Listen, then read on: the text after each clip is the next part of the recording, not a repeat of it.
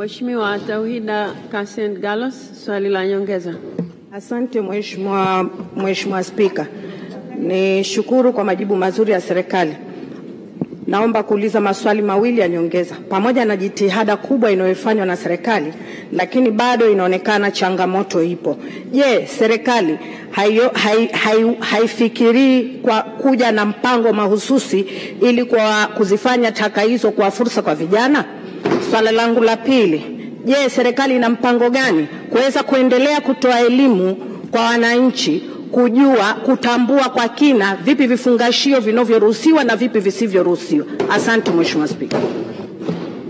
Mheshimiwa Naibu Waziri, majibu.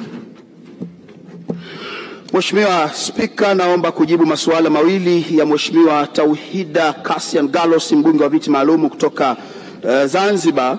Lakini nichukue fursa hii nimpongeze sana kwa kuwa amekuwa mdau mzuri sana wa mazingira na kutaka kujua baadhi ya mambo mengi kwa ajili ya uhifadhi na utunzaji. Mheshimiwa, ipo mipango mahsusi ambayo kama serikali tumeichukua kupitia ofisi ya makamu wa rais kwa kushirikiana na taasisi zikiwemo NEMKI na baadhi ya taasisi nyingine kuhakikisha kwamba tunazifanya taka zinakuwa fursa kwa vijana. Mheshimiwa, huko zamani ilikuwa taka zilikuwa ni uchafu, lakini sasa tumejitahidi kutoa elimu kwa vijana na Tanzania kwa ujumla ili waweze kujua kwamba taka ni fursa na zinaweza zikawanasua vijana kiuchumi.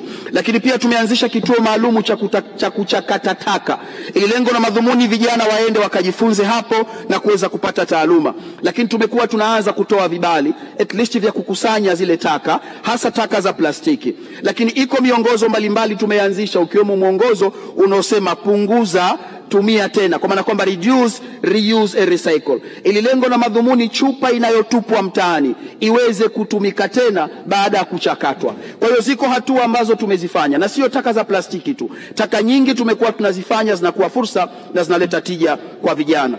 Lakini kikubwa Mheshimiwa, tumekuwa tunatoa elimu kuwajulisha wananchi ili waweze kufahamu vipi vifungashio vilivyopo kisheria na vipi ambavyo havipo kisheria.